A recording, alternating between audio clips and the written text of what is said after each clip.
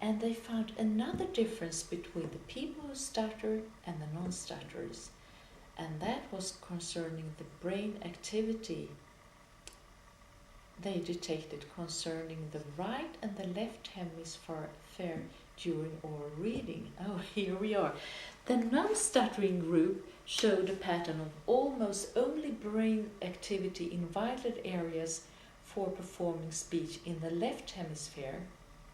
And you see the Broca's area together with the primary sensory motor cortex and temporal cortex. But however, in the group of people who stutter, the activity pattern was the same kind of areas, but in the right hemisphere instead. And this difference in activity showed a profound difference between people who stutter and non-stutterers in the brain processing of speech and language. And that's proposed, central theories here, But, you wonder what they could see after treatment. Okay. You see, after 3 weeks of intense treatment with the precision fluency shaping comprehensive, there was another picture. You see, firstly, during this silent reading, there was no longer any increased activity within the anterior cingulate cortex. And probably it was because they thought the speech training had received increased self-confidence and a feeling of fluency during speech, and that's what also reports from clients concerning this. Because the clients, they did not need to articulate the words silently and have this constant preparation of expectancy to stutter. And you can say that the silent reading has been, it had been automatized during treatment, and now we're to Broca, and how did Broca react? And they tested it during speech performance. Yes, you're right. You see, during oral reading, they found a huge activity of the left side primary sensory motor cortex, which is an indicator of that the people who stutter through speech training had trained their own competencies to control their articulatory movements. And this shows that they have learned to coordinate their speech, timing, airflow, and phonation and articulation. And according to Kroll and O'Neill, these competencies are located to the left hemisphere. But what they found was, however, there's still a small activity in the right hemisphere that is referred to as constitutional factors.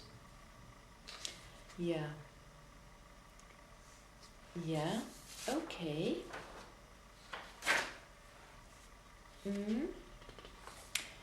And 1 year after treatment, the activity of the left side primary sensory motor cortex is stabilized and is similar to the non-stuttering group.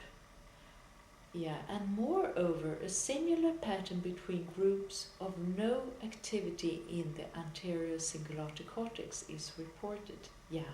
Between the stutterers and non-stutterers. And this is the evidence showing that efficient speech training normalizes the brain activity pattern for people who stutters.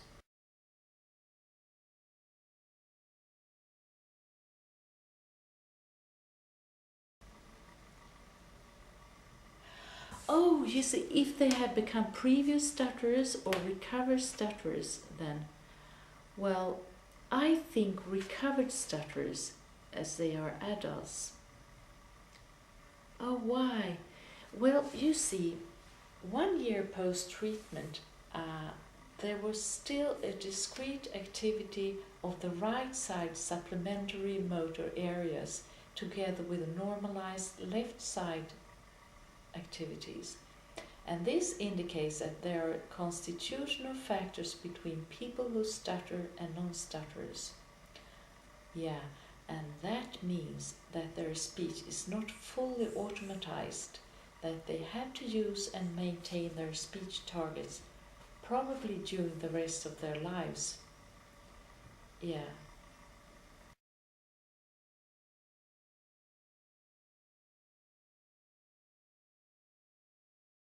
For my clients, yeah, what they think about this, you see, for most being shifted over to routine using this way of speaking, yeah. And you see, I've heard it from clients that were here some 10 or 12 years ago, yeah. If it's difficult, what I can compare it with, yes, for the very beginning it can be difficult, but you see also what you compare with to use fluent speech or to stutter, yeah. But you can compare, this is a change, and you can compare it with weight loss or giving up smoking.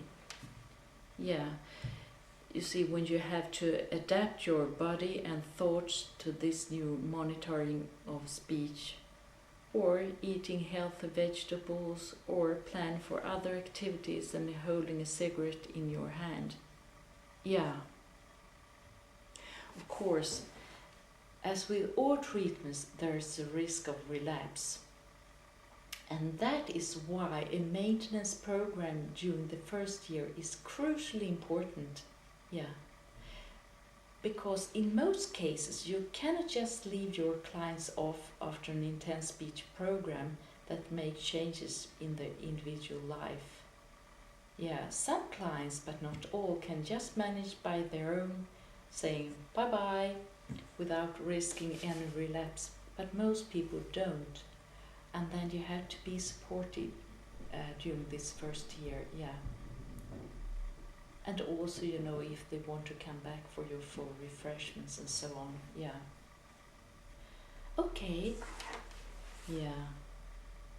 Did you get answers to your questions?